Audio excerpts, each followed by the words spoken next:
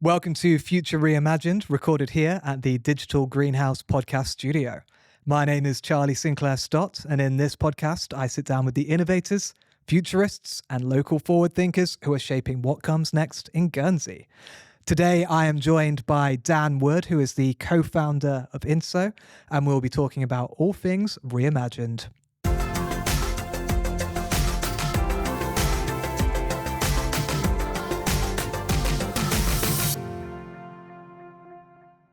So I really like to start our conversations in these podcasts by going back a little bit, which is kind of easy with you because you've got an interesting story about before you formed InSo. So Dan, you were an engineer for the parachuters before this? Quite. No. I studied civil engineering at Loughborough University with the full intention of joining the Royal Engineers as an army officer on graduating. And that was the plan. I went to Sandhurst, started Sandhurst, which is the British Army's officer training school.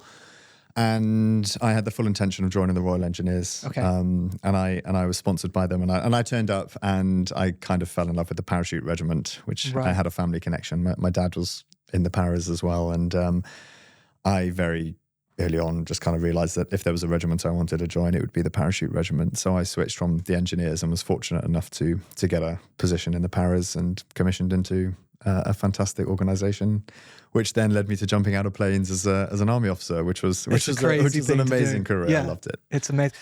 Is the adrenaline hit that you get from doing something like that something that you miss, or have you found it in other ways? That's a great question. I've always been a bit of an adrenaline junkie, but I've always had this weird ability to just sit calmly at a lake. I'm massively into fishing as well. So I can sit at a lake all day just in complete peace and quiet. And I did that throughout my childhood, but I was always kind of doing, dirt jumping or racing or some sort of adventurous sport that was kind of the opposite end of the spectrum for me. What kind of adventurous sports would you put that on? I did a rock climbing, biking, downhill mountain bike racing, jumping. Okay, yeah. I like diving. I do spearfishing now. It's like the opposite of what I grew up doing. and for me, jumping out of planes as a career just kind of fitted the mold. Nice. And yeah, in terms of like adrenaline spike, chucking yourself out of a C-130 Hercules aircraft with a bunch of other soldiers with a massive weight strapped to you, and you don't have much control over these parachutes. It's static line. You just jump, you go on, and you land. That's terrifying. It's I must admit that first 3 seconds when you jump out of a plane and you're in the slipstream of that plane is a whirlwind. Like you're literally in like the back end of the jet engines or the propeller in this case, the propeller's wind, and you get thrown around and bundled around a bit. But then once the plane's gone and you're in your own kind of clear airspace, as they say, it's perfectly calm. Yeah. So you get this like moment of utter tranquility before you then realize you've got to do the drills to land safely. But it's such a weird mix of adrenaline and calm. It's literally a roller coaster. Yeah. But it was fun. Like it's really good. That's insane. I don't think I've ever had an experience that spikes so highly and then has that moment of clarity. Like I spent a long time performing when I was in my early 20s, and like you get that moment of standing side stage, sort of crowd waiting for you, and you're like absolutely bricking it. But then when you go on stage, you don't get any form of calmness. You go into like hyper focus almost to the point where you don't remember a single thing that's just happened when you come off.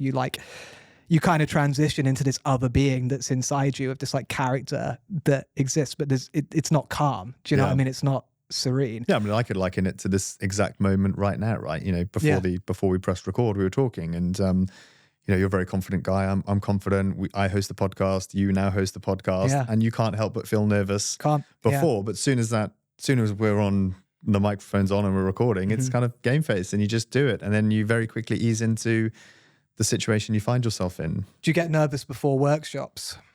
Yeah, I do, because I'm a perfectionist and I want everything to go really well. And the army planner in me does, to a degree, micro plan and rehearse the event beforehand, to the point where I'll obviously do all my kit checks, make sure I've got everything there. There's stuff that could trip me up. If I forget my clicker or something, that's just going to make the session run a little bit more clunky, and it's going to throw me off. So I like to just be extra diligent when it comes to planning and preparing, but I also kind of mentally run through the event and say, what's going to trip me up? If I go through and almost simulate how a workshop's going to go, what are the things that I can anticipate might throw me off my timings? Because one of the most important things when I'm running a workshop is that we always have condensed amount of time. And as a facilitator, I've got to get from A to B. If my workshop finishes halfway, then I could probably like spin that into something. Oh, well, we invested time talking about the good stuff. Actually, what I really want to do is complete the workshop and maintain momentum in the session when it's going well, but tactically pause and kind of slow it down if I feel that there's more to be had out of a particular stage. But knowing that that's eating into time later on, I think it just comes down to, one, doing them lots and you get better at doing it, and two, just being well prepared and going through everything physically and mentally beforehand. Do you think that kind of thinking comes from a military background? Yeah, I definitely, I think I've always been pretty organized, but it's definitely drilled into you in the military. Right. And I think for me, as an innovation facilitator, it's such a weird contrast between creativity, which typically isn't bound by set processes or structures, but yet innovation facilitation is trying to provide structured creativity. So there's a bit of a kind of paradox and a contrast in what you're trying to achieve there. And I think I can call upon my natural ability as a curious, creative person, plus with my military rigidity and strictness of getting stuff done to deliver a good session. I kind of disagree with people who lump creativity in that way. Like, I'm a creative person. I've always done creative things, but I'm also, similar to you, a very structured person, very project orientated, like have a tendency to manage every situation. And I've definitely had experiences in the past where people have said that like diminishes any creativity I've had. But honestly, like the most fun part of any form of output, whether it is just coming to work every day, writing a song, painting a picture, doing some design, is actually like this nerdy side of it where you really, really learn how to do it. You really get under the hood. And then you can deliver like controlled creativity, right? Or creativity with purpose, and you can have a story to it. You can have a reason for it. And I think a lot of people not look down on that creativity. That's not a way to put it, but a lot of people don't understand the relationship between structure and creativity always. And I guess innovation as a word requires creativity, but it requires structure. So maybe we have landed in exactly the right space, right? Yeah. So, just to go to your point, as a creative person who is also structured, have you ever felt that you individually, your creativity has been stifled by your own structure? Yes, but that also comes with anxiety and pressure. Yeah. Structure tends to give me confidence. I love to cook, and if I'm cooking, I need to know everything about the pan I'm using and the type of ingredient I'm using, and then I express myself with utmost confidence and like can give like great hospitality to people. As soon as I get self-doubt, I can't be creative. So I feel like it's not just structure, it's learning as well, but like a healthy amount of knowing as much as I can know, being as structured with that thinking as I can be, will lead me to creativity. I think it just comes back to that, the preparation side of things, right? It's, that's it. Whatever that means for you, I think, But I agree. I think for me, it's innovation is the difference between innovation and creativity. Creativity is the kind of ideation part of it. Innovation is almost that bridge and the structure between practical problem solving and doing. If you're going to have a scale of like creativity on the left, which is where new ideas and things can come from, innovation as a tool to deliver practical solutions. I think that's exactly kind of what we created InSo for. Nice. I always say this is like rolls off the tongue now, but I say InSo is a culmination of my life experiences to date, whether that's something that's inherently born in me as the curious kid who's taken my toys apart to try and build them back together and improve systems and take an idea out of my head and make it real. Structured, combined with the structured military training I had, InSo for me represents fostering ideas and creativity in a structured way and helping people turn those ideas into practical actions. And that doesn't always mean creating the thing that's in your head, but it's about getting there. It's about having that as a vision and iterating on that. And that's why where innovation meets solution was a nice strapline for us to come up with that underpins what InSo is, because innovation and solution, INSO, is a kind of visual. That's where it goes. Yeah. Okay. That's kind of hence Yeah. a lot of part of why we called it InSo. But for me, it's very much that journey. Innovation is the creativity side, and how what's the problem we're trying to solve, and how do we do that.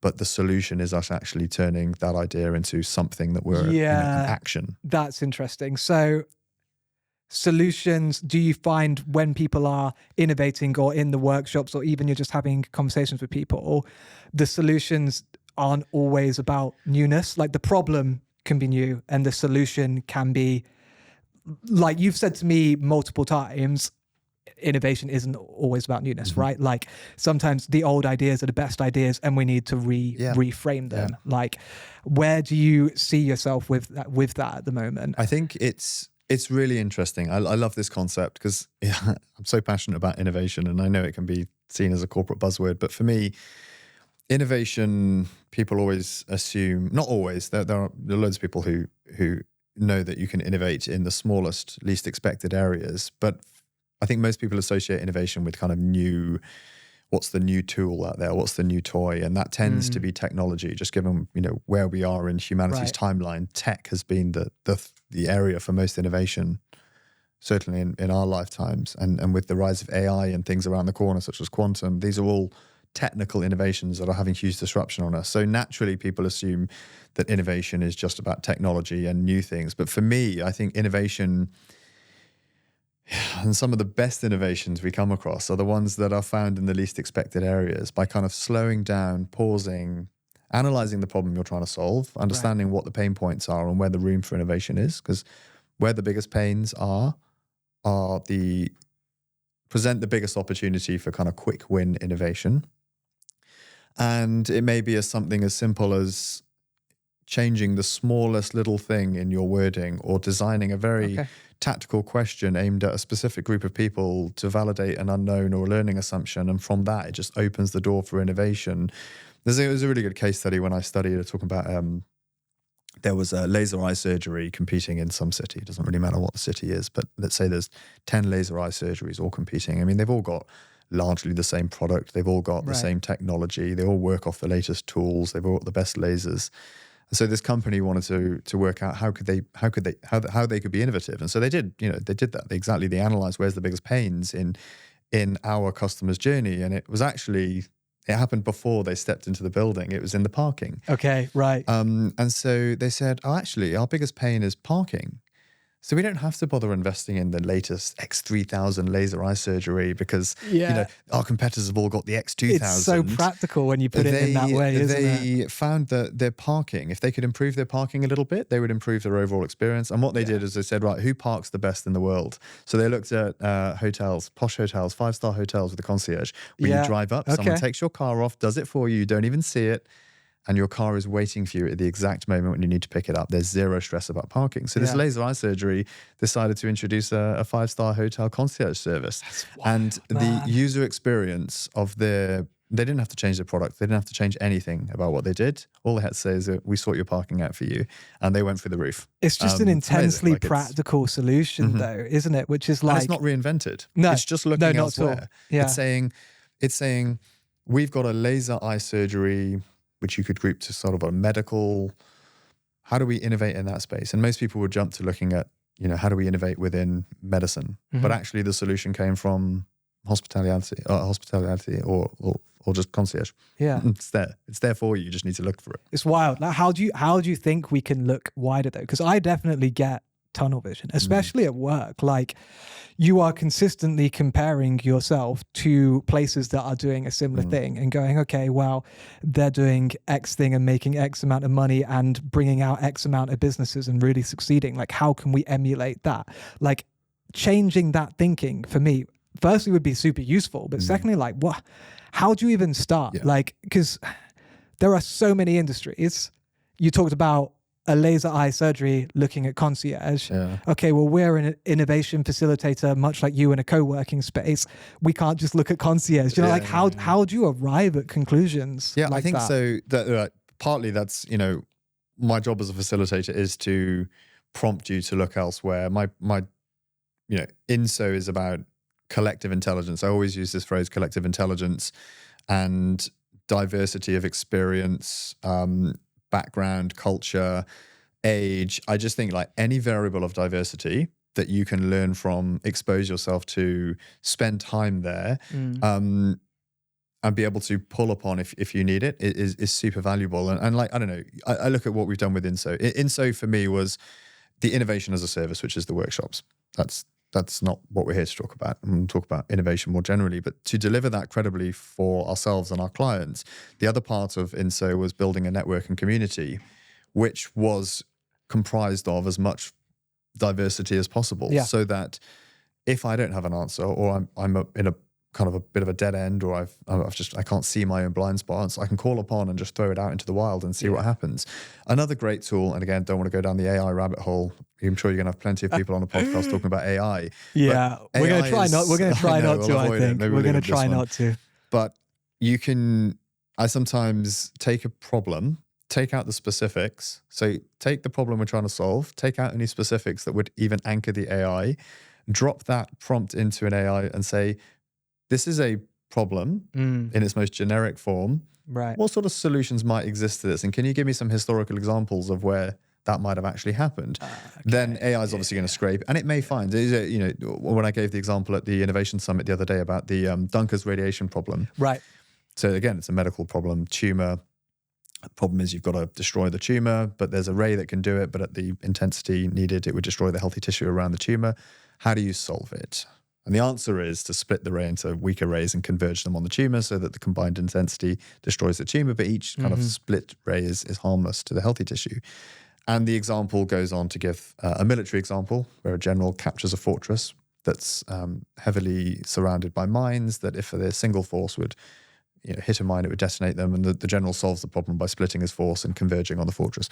And then you give a second example, which is a burning shed, and everyone's throwing individual buckets of water onto it, and the fire keeps spreading. But then a retired fireman turns up and gathers everyone around the shed with the buckets filled, and he simultaneously throws the water onto the fire, which then the combined intensity of the water puts out the fire. And actually, when you look at those two examples, it makes the tumor problem much easier to solve. And apparently sort of 80% of people solve it after hearing those two examples. But you'd never naturally jump to that, right? So I find AI is very helpful for at least trying to highlight some of your blind spots, but only if you haven't anchored the prompt. Like you have to really... Yeah, well, that's AI's problem generally. Like we won't touch on it too much, but like people are going to be putting prompting as a skill on their CVs and as just something that they like really throw their weight behind, I think, in the future. But that's kind of like the whole AI thing is very much like modern day innovation. And you've spoken to me before about like the history of innovation, particularly around the Industrial Revolution.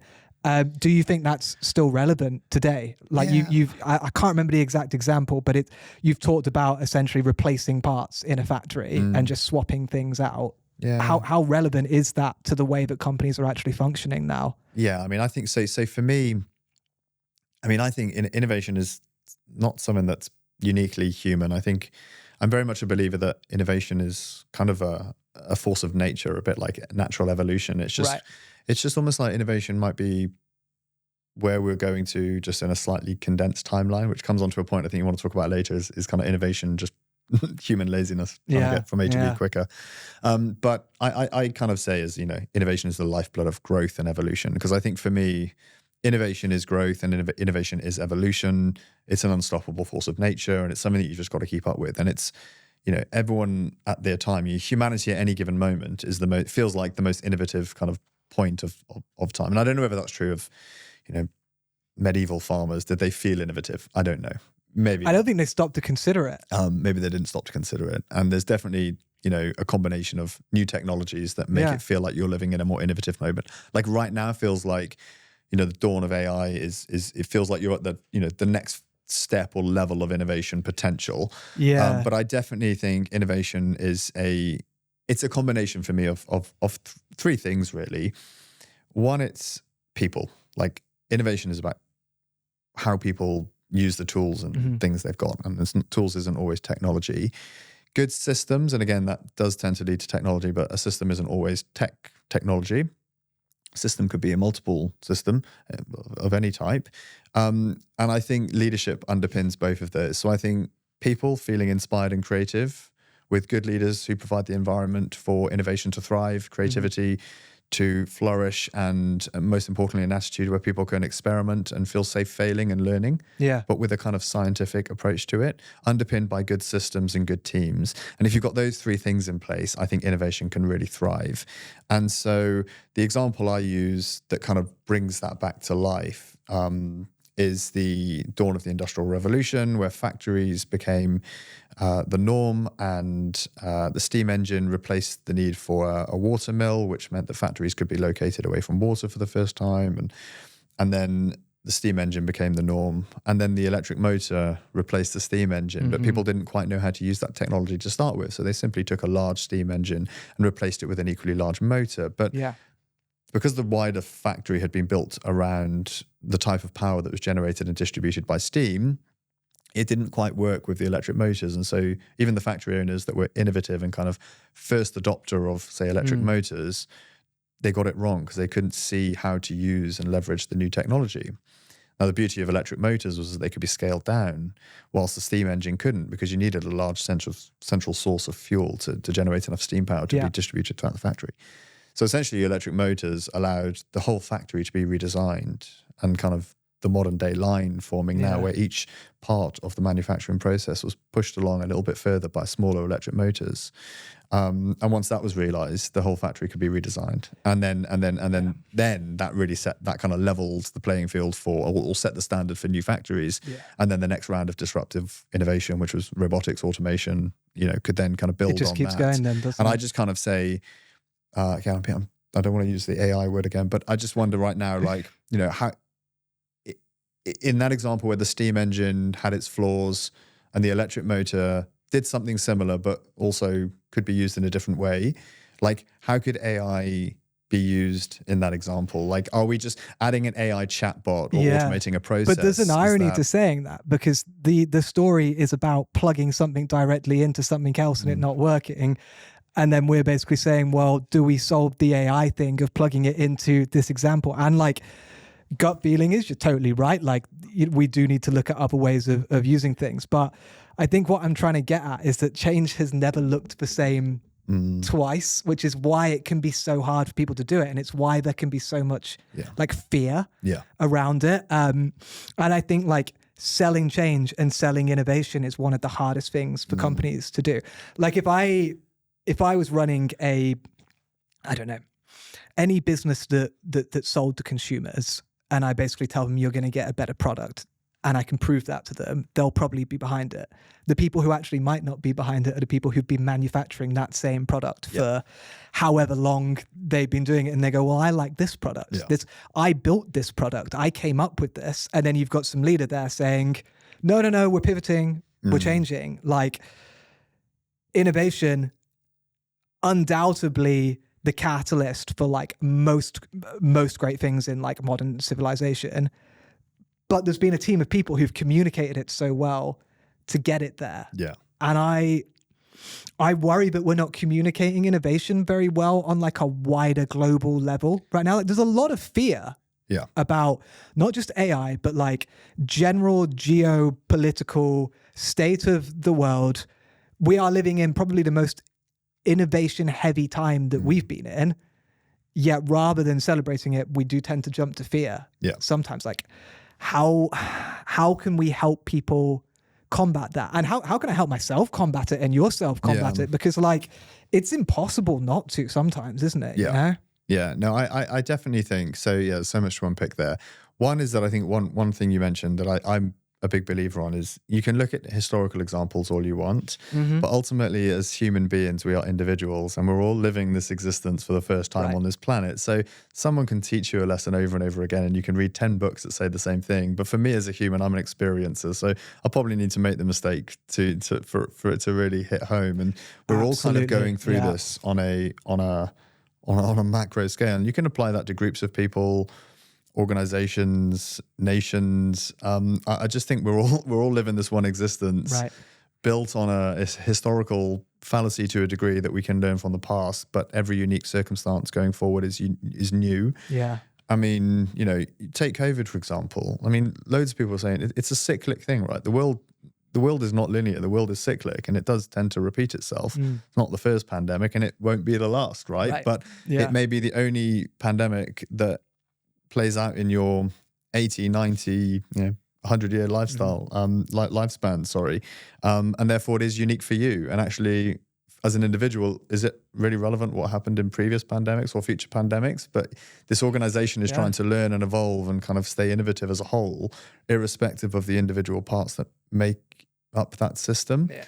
So that I think there's always going to be a degree of kind of anxiety and fear around change. And I think as human beings, we tend to just like being a little bit comfortable and a little bit safe, and unknowns and uncertainties tend to throw us off a bit. Because we'll also complain about that as well. I think that's the trouble, right? Is like, as human beings, we can be prone to that grass is greener on the other side thinking in every situation. Like, I mean, I find it's interesting working with the clients that we work with, because a lot of people want to be innovative, right? And they either say they're innovative companies, and when you actually say, well, what have you done differently? I actually haven't done that much. And you're like, that's okay, because your model as it is right now might be okay. It might have a few more years or maybe longer. But time and pattern should at least tell you one thing, is that nothing's going to stay the same. And therefore you need to have a degree of percentage of your resource kind of thinking on innovation in the future, whatever that looks like. It's different for each organization. And some places, I ask this question to CEOs, what percentage of time would you spend, if you could, focusing on the future and what's coming versus delivering kind of day-to-day and putting out fires and just running what I would call business as usual and your status quo.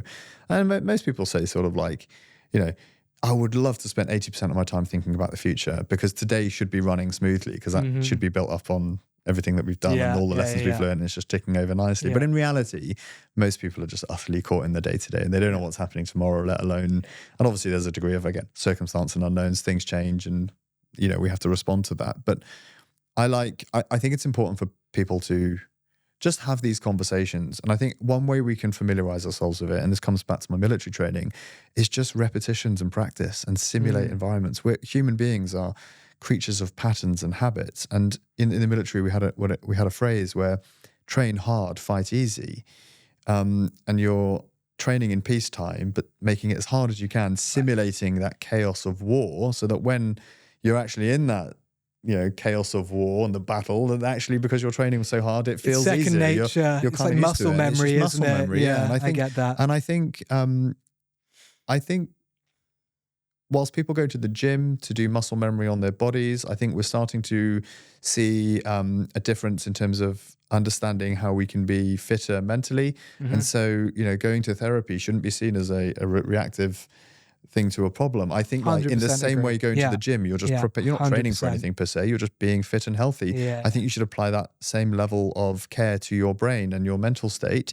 And I think organizations and individuals should also invest a degree of investing into their creativity and you look at it, I've got a kid now, and seeing how she's nearly 4 and she's so creative, and it's inspiring for me, because kids really do make you see the magic of the world that you've forgotten about as an adult. You just grow up and get caught into the noise again. There's something about being creative, having fun, playing, experimenting like a child does.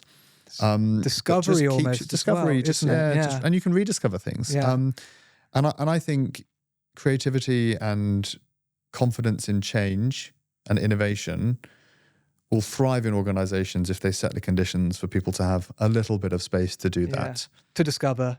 And I watched my my close friend's kid the other day. We were blowing bubbles. They're 7 months old. They don't know how to blow, but they managed to learn how to blow. Now, blowing a bubble to me is not a fun. Well, actually, that's not true. Blowing bubbles is amazing, but blowing is not a fun thing.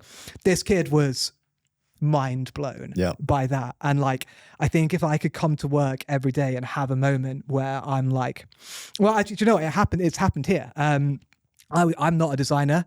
I've never used design software, but both of my colleagues, Estelle and Ben, at times have been like, oh, just chuck that in Illustrator, do this. So simple for them. And I'm like, whoa.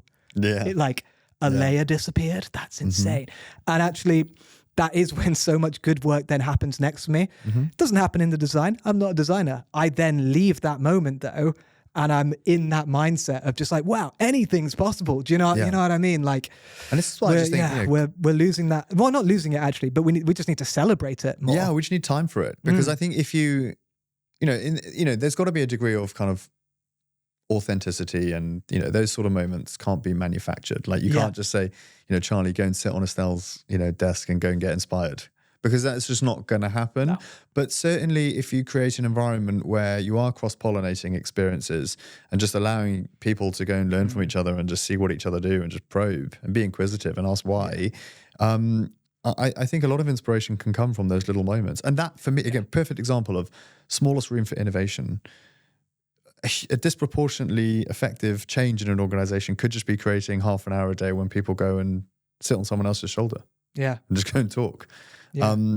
And to a degree, maybe force that, because again, we kind of, sit in our silos and our comfort zones, and no reason to go and talk to that desk. They don't do what I do. And that's the point. Just there is no point to this. Just go and spend time. Communal space in companies, I think, is super important. Yeah. We've had people come through the greenhouse who were all within a separate company or working for themselves that have come together into their own company just purely by chatting over a coffee in the kitchen. And I think sometimes we forget that we are so social. We want to be at our desk and we want to be working, because most people like really care about what they do, which is a great thing. But like companies who have invested traditionally in those spaces where you basically just hang out have had those results, right? And I think like people care about exposed function of things, which kind of plays into this. Like we've spoken before about like form and function, and I've been thinking so much about it ever since we had that conversation at your innovators breakfast. And I've realized that all the stuff that I like feel super passionately about and love shows off about its function through its form. Like I was thinking about like a Rolex watch that has the exposed mechanics behind it. Or I went to a restaurant on Guernsey the other night, and all of their chefs were in an open kitchen, and I was like, why does this make me love it so much more? And then I realized it's just being exposed to, it is theatrics, because you're not seeing the real function, but you're like, they're allowing design to show you the inner workings, and it gives you so much more respect for something, which I love that. It's just it's a really cool thing. And I wish more companies were open to like putting a window into their company. Yeah, you know I think it shows a degree. Letting us in. Okay, coming back to this point about authenticity and making it organic. And I think there's a degree of positive vulnerability to be had from showing your workings, right? And no, I'm a big fan. And as the engineer in me that likes piecing things together, really respects function. Yeah. Because I just love knowing how things work. I love knowing that it's a well-designed system. I love efficiency. I mean, I always loved cogs and physical products, but even, you know, now I kind of, one of my biggest regrets is that not learning to code at a younger age. And, right. And I'm still kind of battling with this need to code and what desire to just build things digitally. And I'm getting better and I'm learning because it's a gap, and why not? I've got plenty of time. Still learn. It's not an excuse. But then the creative in me also loves form. Yeah. I just think like a good wrapper and form is what's going to make something the icing on the special. Cake, it's the icing on the cake. And so I still don't know where I sit. I think, you know, when I look at, you know, how we built InSo, both were important to me. Yeah. And I guess that's a pretty on the fence answer. Both, of course, you'd have both. But there is something about, I almost see I almost see the form being, for me as an individual, the kind of the fun side, the side that I could just get lost in as well. And but the function side, I do see it as function, practicality. It just has to be there. And I just want to get better at both. But the conversation was amazing, hearing it from both sides. You know, we had I think we had that space guy on there who was talking about, you know, very, very function, because he's building a functional thing. I honestly haven't been able to stop thinking about it. Like, this was great, the space jellyfish.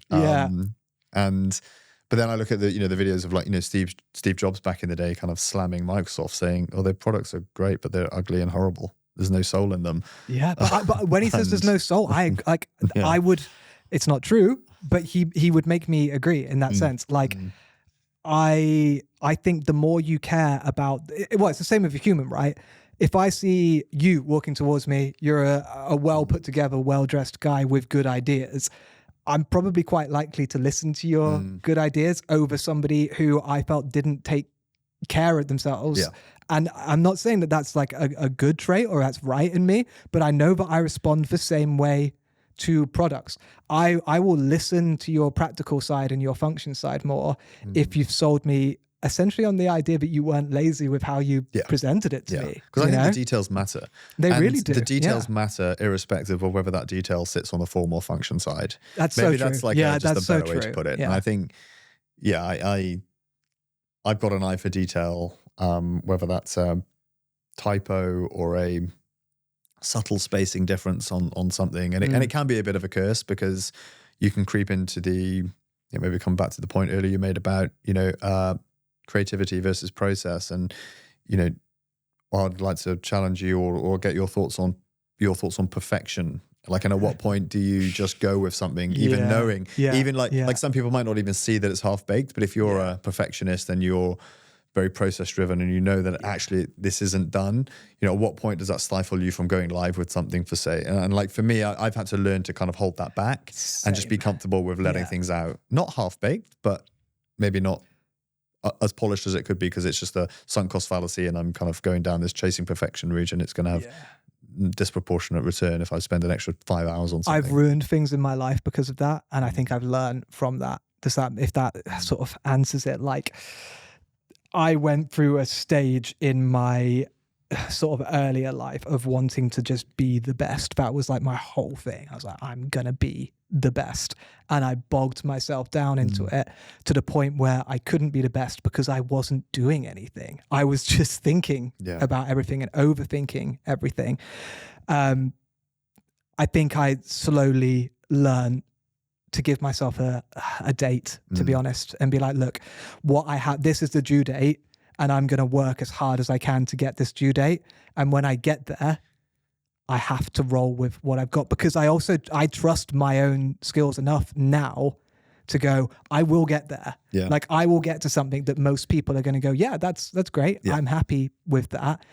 And I could get lost in it and go so much further, and it's just not productive. Yeah. Like, even something like putting on an innovation summit the other week, I could have gotten so lost in the minutiae of that to the point where I would end up like arguing with team members, challenging people unnecessarily, holding on to like power over things unnecessarily. And I think, maybe like 8 years ago, I would have done that. And it's so not, it's just so not productive. And that's why I think like an iterative it's a learned approach. skill though. It is a learned skill. It does. Yeah. And you're going to get it wrong so that you can calibrate yourself and work out what the kind of optimum level of perfection that thing is. But, taking the Innovation Summit, for example, like, I asked you guys afterwards, I think it was your first one, but as a whole, this comes back to the point, it's your first one, but it's not the organization's first one. And how did it compare against the organization's history? And actually, by all accounts, the last one was way better. So that's a really good example of like your standards versus what the thing is as well. And, you'll take those lessons into the next one and you'll integrate that in a more subtle, soft way. Maybe you run a more detailed rehearsal to iron out the creases that went wrong this time. And there's a few things. Yeah, so I think iteration is key, and that's another huge part of innovation. You don't get it right first time. You shouldn't. You don't, but you have to be humble enough to agree with that. For sure. Like, lessons learned is a humble man's game. For sure. I could not take notes at one point, and now I love notes. Yeah. Like, I come to work, not even work, I live my life to be challenged. Yeah. That is not, again, learned behavior. But it's something, massively. again, coming back to human beings, we don't tend on average to deal with criticism very well. And, some of the best organizations I've worked with in the military and indeed in the innovation space have been the organizations that have been humble and vulnerable enough to challenge themselves and be challenged by others without it becoming emotional and protective and defensive. Because you won't get better unless you're challenged and unless there's that degree of honesty and unless there's, of course, there's hearing it.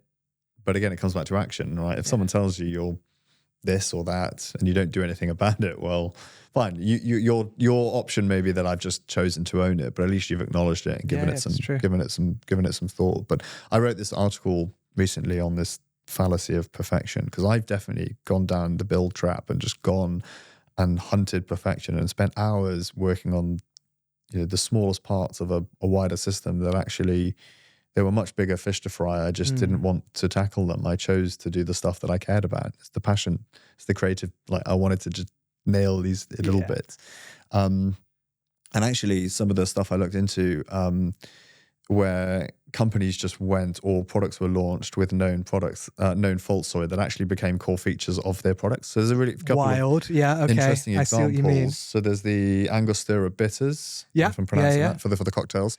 So they're famous for their labels that don't fit the bottles. And the labels are crinkly and they get super dirty. I'm not going to lie. But apparently that was the first batch, or one of the batches in the early days of that company's history. The labels were misprinted.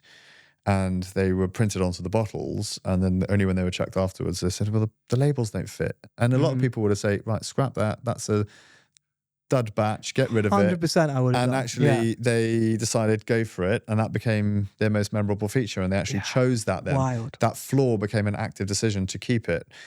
Same apparently with Dyson Hoovers. So it was Dyson's prototypes that had the clear tube for collecting the dirt, because up until that point, apparently Hoovers always had... you could never see the dirt that was collected. But as part of the prototyping feedback, the user said, I love the fact that we can see the dirt collecting. Now, the designers thought, why would anyone want to see, the dirt? Hide That's it. the ugly bit. That's the thing we're trying to get rid of. Why expose it? But actually being able to see visually. So, and this is a great thing, form versus function. It satisfied the users to see it. I know I'm collecting dirt. I don't just trust that this Hoover's working. I can see it working. But it's exposed function again, and then, right? Like... The function, obviously, I can visually see when it hits the line. I know when I need to empty it. I love these examples of things that just weren't removed. Super cool. Because of someone's idea of perfection, and they were just let out in the wild. Huge risk, though. Like, having the confidence to take risks in that way is, like, again, a learned behavior that I think, like, leadership and CEOs, like, they will thrive under that. When you're talking about something like Dyson, are they an invention or an innovation to you? I guess in the Dyson case, they haven't reinvented the wheel, but they have reinvented technologies that improve an existing solution. It's interesting, because it comes back to this: is innovation always entirely groundbreaking and new? Yeah. If the answer is no, then Dyson, it is innovative because he didn't need to invent something new. He found a different way to solve a problem. Like, I would actually say kind of, like the robotic hoovers that go around the house, that's probably more innovative on a larger scale than Dyson, because it was actually, the problem is I no longer need to hoover. Something does it for me. I'm combining kind of robotics plus hoover technology to create something new. I think like anything, it's a spectrum. Personally love Dysons, but if you were to line up a bunch of Hoovers and Dysons in a shop, like, is one going to stand out over the other? Like, probably not. Branding's a huge part of it as well. That's then the thing, right? Like, how you sell what you innovate. Yeah, because it's like, I've just said it there, like a vacuum, like it's a vacuum cleaner, and Hoover was a brand, right? But it associated itself with, so it's, I think like again, this just comes back to the point where our perception as humans and with products is so intertwined within the form, the functionality, and the marketing and the branding. It's got to be a holistic thing for it to have the effect you want. I think you can sell anything with two things: a really good brand and a genuine belief that the person behind it is obsessed with that thing. Yeah, for sure. Like, though, if you get those two things, and I think in the innovation space, something that I'm kind of bored of right now is people trying to sell me stuff on a really good brand and a really good idea that I know they've had that idea to sell it to me, not because they're obsessed with it. Like, I'm finding myself missing companies where I feel that, like, that love. Do you know what I mean? Like, it's and it's a shame, because I think that's so human to want to care about what you do. But we've also like kind of opened ourselves up to wanting things fast, quick and easy, which lends itself to technology, which is why, You know, a lot of companies and products have lost that human element. That's what I love about innovation. I'm going to show some of my passion here for it now, because whilst I do think there are tools, you know, I mentioned the use of AI to help identify your blind spots and prompt you. I think because for me, innovation is a combination of systems, people, and leadership and structure and context to a degree, right? The environment and the context that we find ourselves living in any given moment will be a factor in innovation. You know, crisis, for example, brings out innovation through need and desire and just evolution. And times of peace tend to move a bit slower, but anyway. I just like the fact that people get passionate about stuff. And I think sometimes people are prone to finding a problem to try and solve it, to try and solve that problem, not because they cared about the problem. And sometimes we even encourage people to do that to an extent, you know? It's like 101 of business is like identify problem. And it's like, okay, what about identify your problem? Though, you know, like, or even forget problem. What do you want to do? You really care about this. And that shows in every conversation we have. And therefore, I think anyway, that you will be incredibly successful with it. You could quite easily just be a guy who's like, I think people want innovation. I'm going to sell them that. And then it stops working. And you're so right. I think the authenticity and the passion needs to be retained in anything. And I appreciate a lot of people aren't necessarily passionate about their job. You know, they don't go to work and say, this is what I would choose to do if I had this time free. I mean, I'm just fortunate that we've created something that I am deeply passionate about. One, because I'm just inherently curious. And two, I genuinely love seeing the value we add to people, that when we run a session or form a longer term partnership with an organization, and we see that change at the individual level and at the team level, and therefore the organizational level. I'm very proud of that. And I think for me, that's a fundamentally human endeavor. I think irrespective of how much tech and automation comes over the next few years, human beings are still going to be on this planet and are going to seek community and purpose and authenticity. You know, again, there's that word authenticity that's, you know, seems to be a common thread here. And I think if anyone can, I said this the other day to someone, I was like, even if you don't enjoy your job and it's like ultimately what you wouldn't want to spend your time doing, what do you do as your passion project? Like, what do you do when you do have a little bit of time? And I know there's other things that can easily consume that: family, kids, life, like admin, whatever it may be. But I think it's really important that people do find time for themselves, even if it's the smallest bit of time, just to do something that you utterly feel passionate about. Absolutely. I have a really rogue opinion on this. About mental health generally. I think until people learn to talk about the things that they absolutely love, they're never going to learn to talk about how they're feeling properly. I feel incredibly lucky that I grew up with a dad who was a massive film fan. Maybe a bit much sometimes, but you'd be like 8 years old watching The Matrix, and afterwards he would ask you for like a full analysis of it. It was a lot, but it made me develop language to talk about things that I loved so well, to the point where you can be described as like an intense person or like somebody who talks too much about what they're passionate about. But then I see other people who just, I'm like, hey man, what do you think of this song, this piece of art, this food you're eating? And I'm like, yeah, it's good. And then you find out like troubles that they're dealing with, like every human on the planet is. And I'm like, man, we need to give them the language.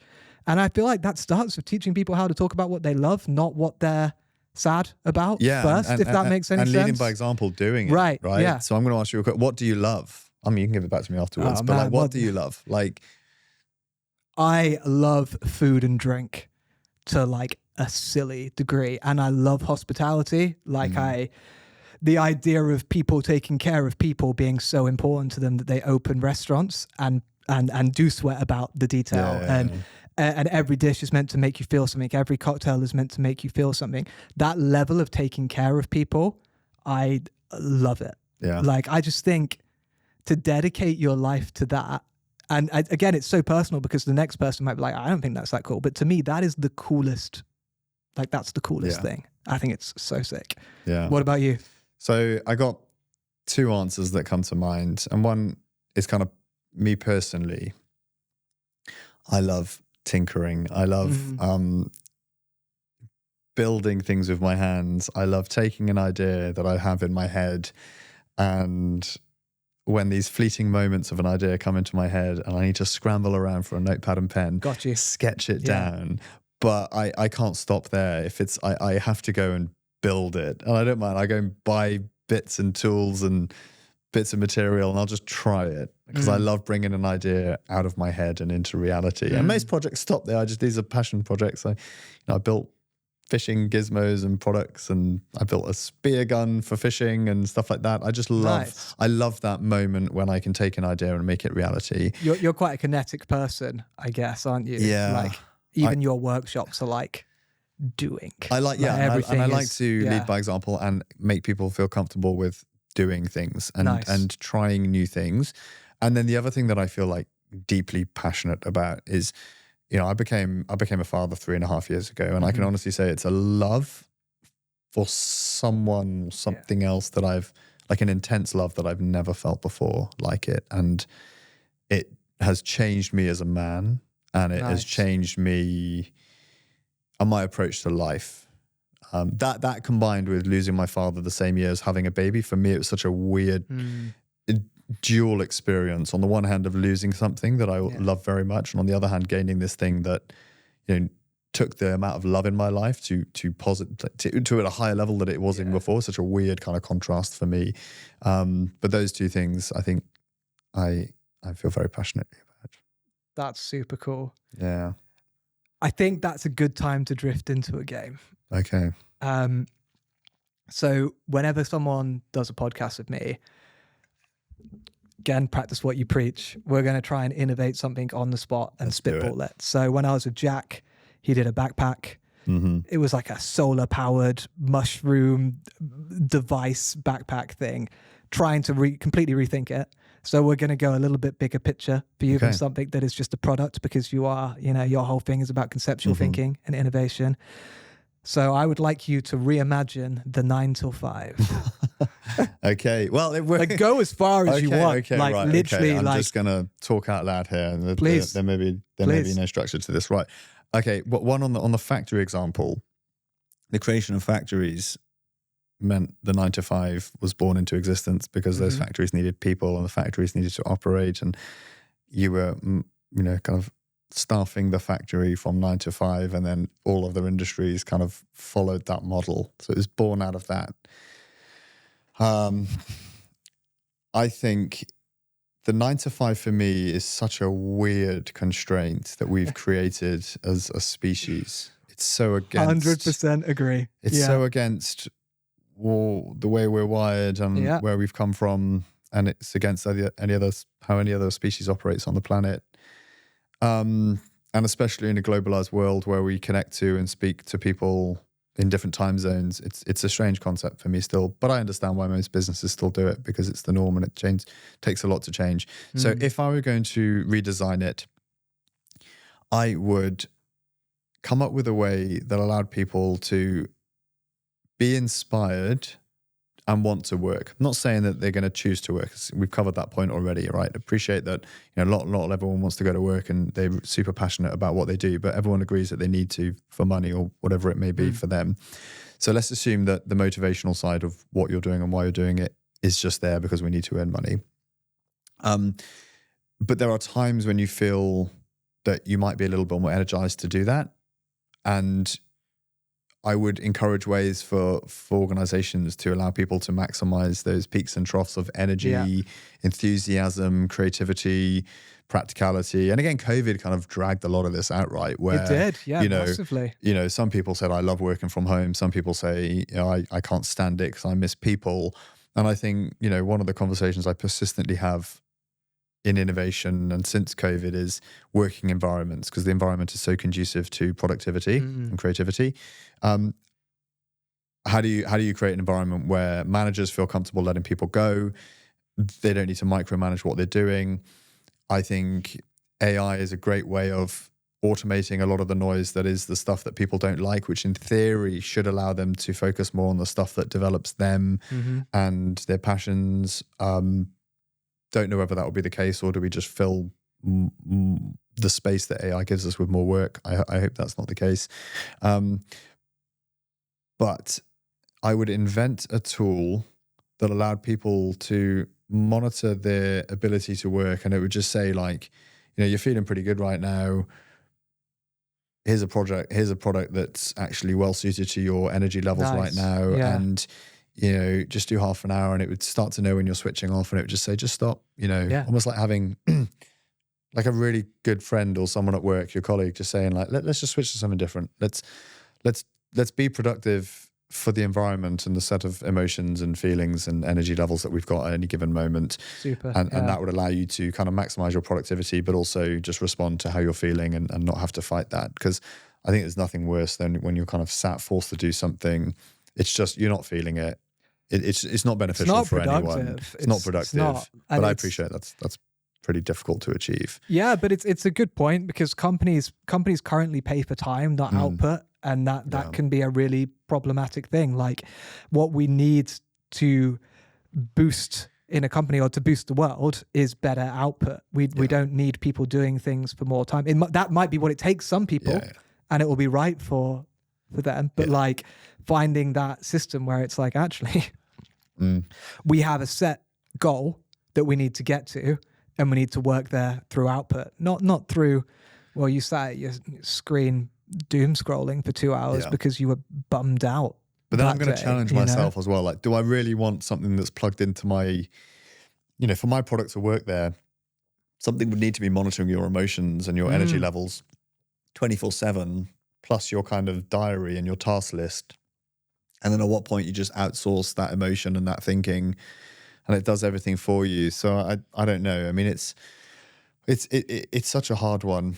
I mean, a lot of places are talking about, going down to a 4-day working week. Yeah. I think, that has a huge impact on a company and a country's economic output. So, I'm not saying kind of work less.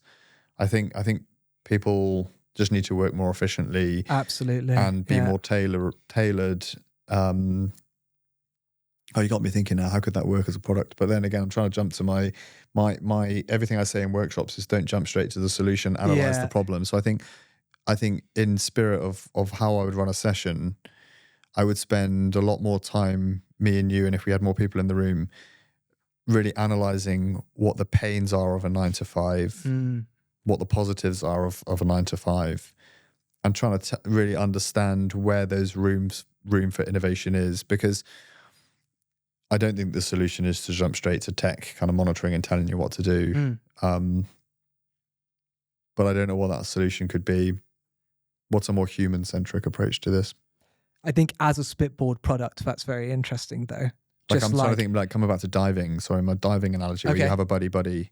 Yeah. Maybe because you feel quite isolated in your work list, we move to a model where you take some of the lessons from the diving and the military, where you do everything buddy, where actually you can just kind of interchange and chop in and out. Obviously, that doesn't work from an economy point of view, because you've got to pay 2 people to do the same thing. But there's something This is the trouble with any form of innovation, though, right? There's always a blocker that you have to overcome, which is, I assume, why people like you exist, is to help work through those blockers and to find a way through it. Because one of the things, just coming back to working from home, for example, a lot of organizations understand and appreciate the benefit of it. They're just too scared to actually take the leap through the fear that their staff may exploit it and not actually work, and they don't have the systems in place to monitor tasks. But if they did that, do you think they would have been the most efficient worker in the office? Well, anyway, this is the argument, like, right? I much prefer, there's a time and a place. I love being in the office and I love being surrounded by people, but there's a time and a place in certain tasks that I just want to be wired in at home. Yeah.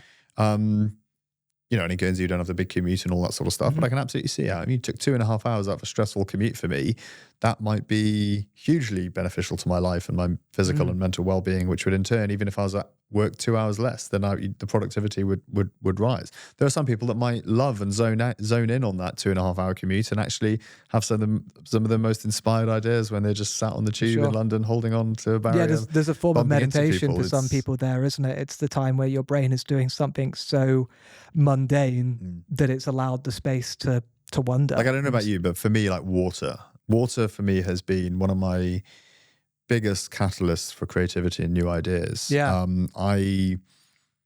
I mean, I've always loved the sea and like fishing, like being close to water or in the water, swimming or spearfishing or snorkeling or diving, shower, bath, whatever it is, jacuzzi. I have some of my most inspired ideas when I'm just completely zoned out in water, and I don't know what they are. That justifies the company paying for my spa. Like, I have a joke with my fiance that whenever an issue happens in my life, or whenever I need to come up with something smart in inverted commas, I have to go for a bath. So it's that same thing. Like, she's amazing at just like meditating. I'm not good at it. Like, but something about water really helps me slow down. Yeah.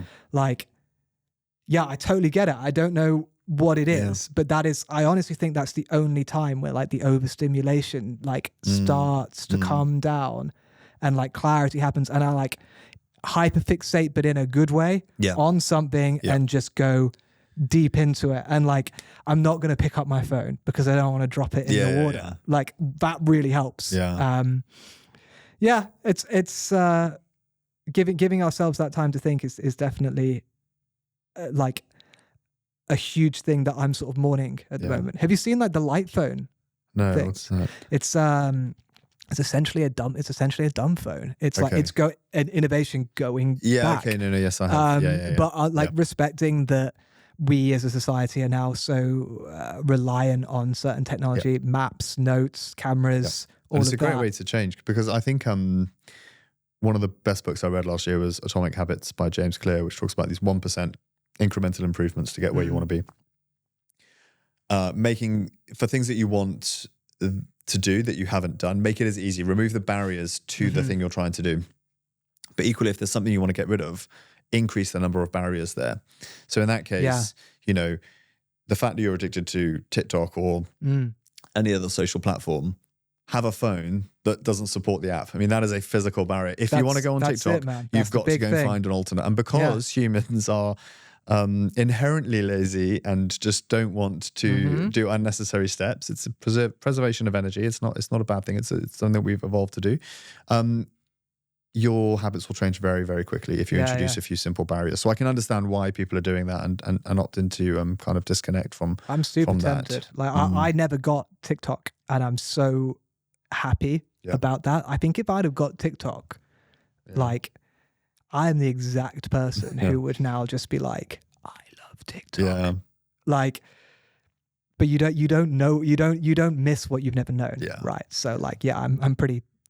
And there's something beautiful about creating space for long conversations, which is why I'm a huge advocate for podcasts, and we set up our own. But I think how rare is it in this day and age when you're not rushed, you've got a few hours to just have a conversation that isn't scripted and just goes in any direction it wants. I mean, it's such a powerful, it's being present, isn't it? Powerful thing. Yeah. Even when you meet someone at like a networking event, I can struggle sometimes with being present in that, especially if it's a digital greenhouse. Because you're all framed. Event. Like at a networking event, you're already framed that it's a quick fire speed dating round. Yeah, like, correct. There's a really interesting book. We actually did a podcast with the authors from Canada called The Ripple Effect, which is networking for success. And it was a really amazing book with I think 15 or so different anecdotes from different people who have sharing their experiences on networking. And one of them was really interesting, and it stuck with me in terms of when you walk into a room and it's a networking event, you can see the networkers and the networked. And the networkers are like ants. They're running around the room, bouncing between different people. Yeah. And the networked just stand still and wait for people to come to them. And I think it was a woman in the book just said, I was normally a networker until I stood back and recognized that there's two types of people here. And she'd typically go and work the room and collect cards and do the follow-ups and all that good stuff.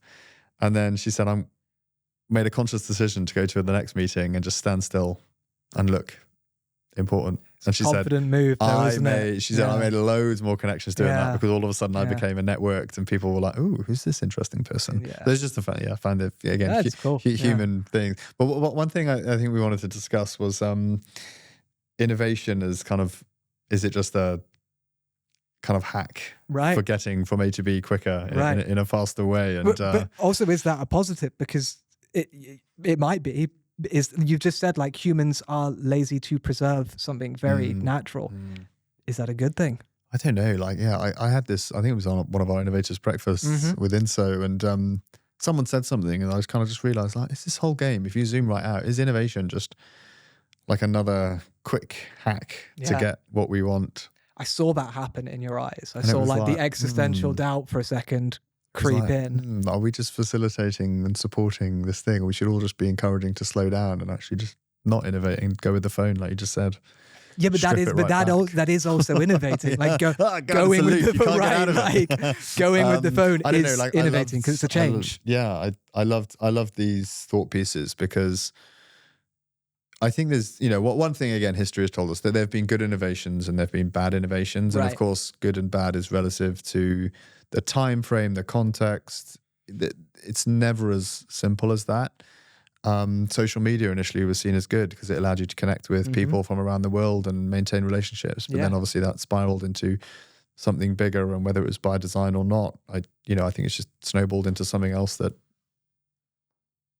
net negative, given all the mental health issues and I think we can make that. I think we can make that call at this point. Again, AI.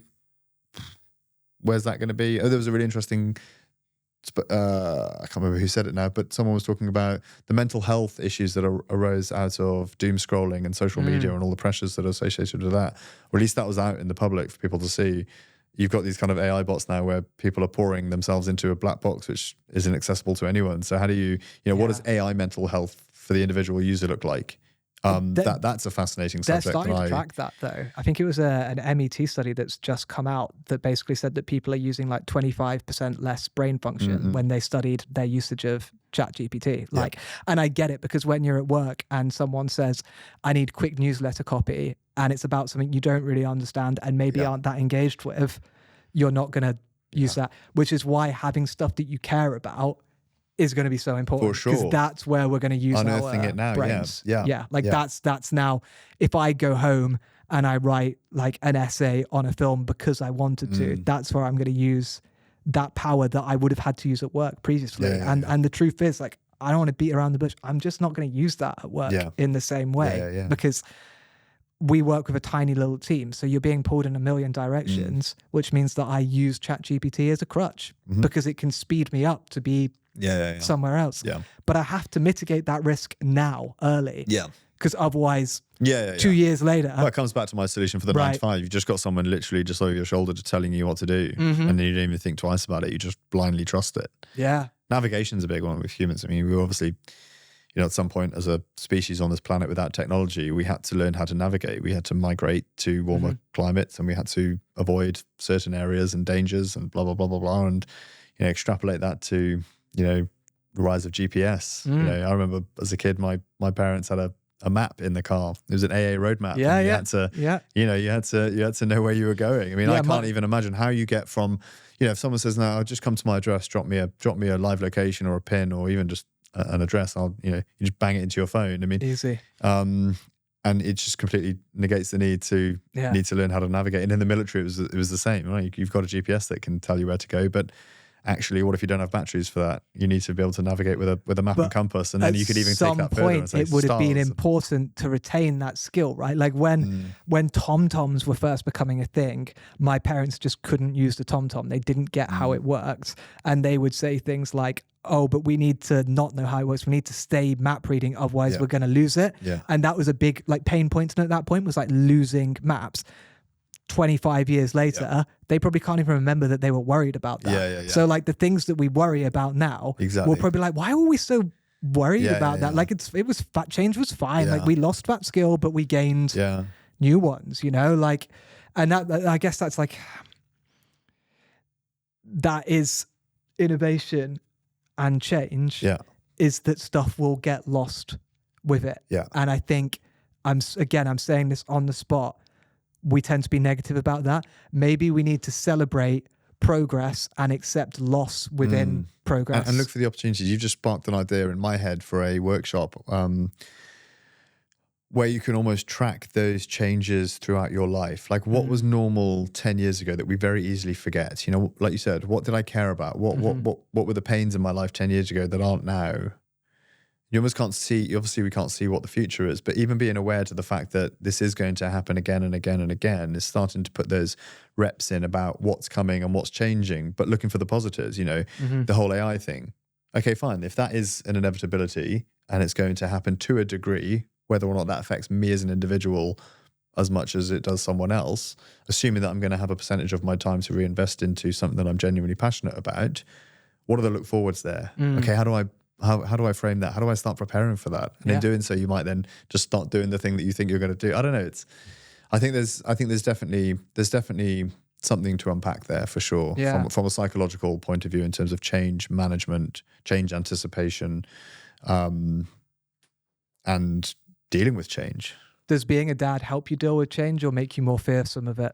God, it's definitely made me more anxious. I was before having a kid,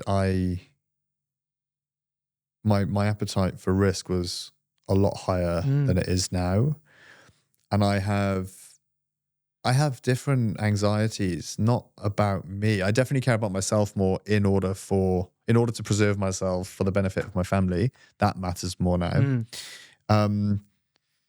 But I feel like as a dad, I worry a lot more about things that might and probably will never come to fruition. It's kind of like, we spend a lot of time worrying about stuff that never actually happens, and stuff that we end up that does cause us pain is something that we just never even considered. So if you can accept that, then why worry? You could just deal with whatever comes in, deal with the circumstances kind of thrown at you.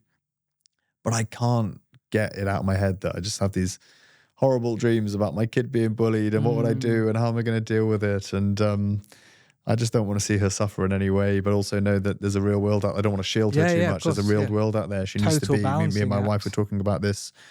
Growing up in Guernsey is a very sheltered life. We're about to leave, and my kid's going to see a different. She knows other places in the world, but she's going to be exposed to the realities of the real world. And it's just life, right? And again, life is not linear and safe. It's not, and it's peaks and troughs, and there's high points and low points, and there's times of crisis and times of stability. I mean, everything just goes up and down. I think that's a beautiful note to leave it on, that life is, it's constantly iterating it that way, and we have to accept its ups and downs, and innovation is a tool just to help us essentially pull through it, and it'll take many different forms for all of us, and that's a great thing. Dan, thank you so much for doing this. Pleasure. This has been a really, really cool chat. It's great to be on the other side of the mic. Yeah, I bet. Right. Yeah. Cool. Awesome. Cheers, mate. We'll see you for your workshop. Yeah, I'm looking forward to it.